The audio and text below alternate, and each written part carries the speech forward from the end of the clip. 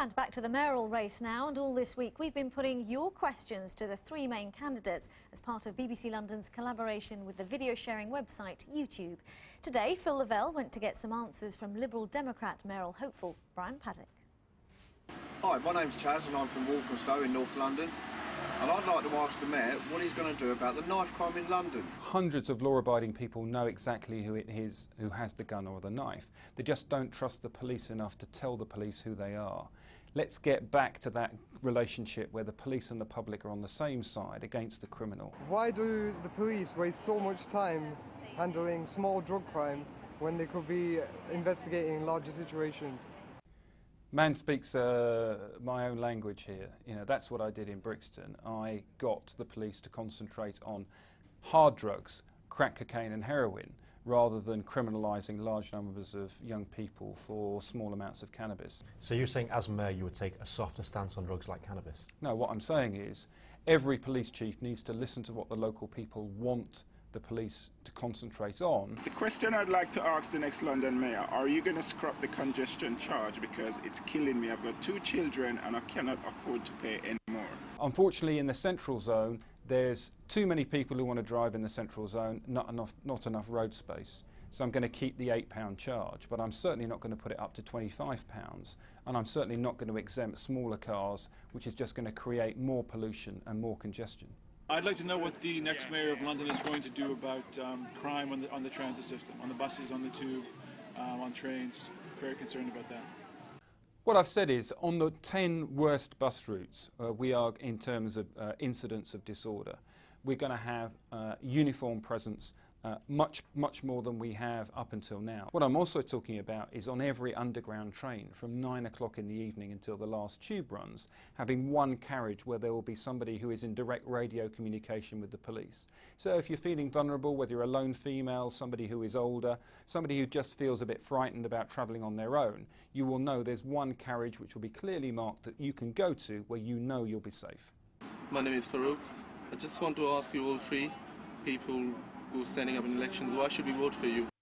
I'm not a professional politician. I spent 30 years delivering public services to Londoners as a police officer.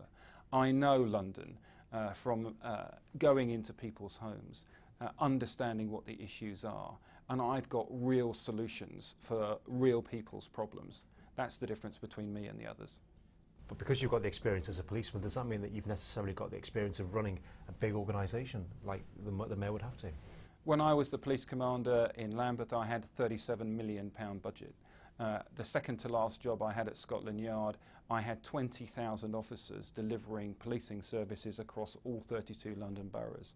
It's very similar to the sort of organisation that the mayor is running now. I've got the experience, I can do the job. I would like to ask the new London mayor what he's going to do about all the cigarette butts out on the street. Yes, we've stopped the smoking, which is great, but now there's cigarette butts all over the street. It's going to become like the chewing gum problem. Bye!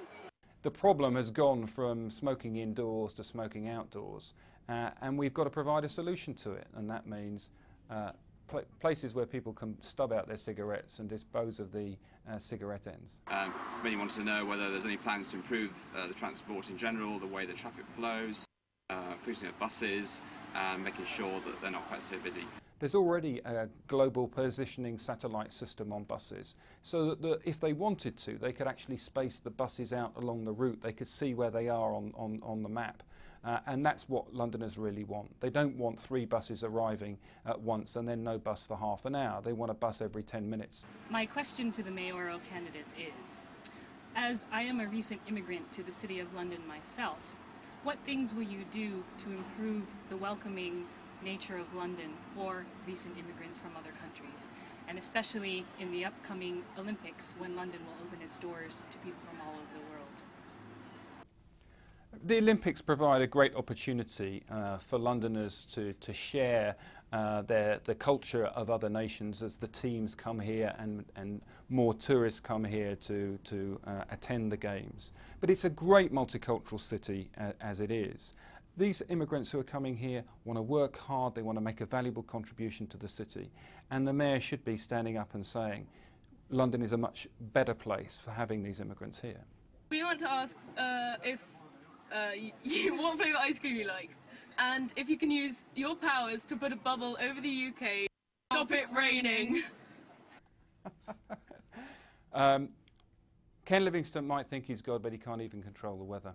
And I wouldn't claim to be able to do that as well. Although I was talking to my partner this morning, and he was saying how disappointed he is with the London spring this year, and I should pledge to make at least 2 days a week sunny. But that's going a little bit beyond the remit of the mayor, I think.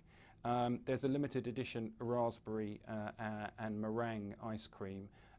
And you should try it because it's fantastic. We'll definitely take better weather though. And you can see Brian Paddick answering questions on YouTube's London Mayor channel, as well as interviews with Ken Livingstone and Boris Johnson. Plus, of course, full details of all the mayoral and assembly candidates on our website.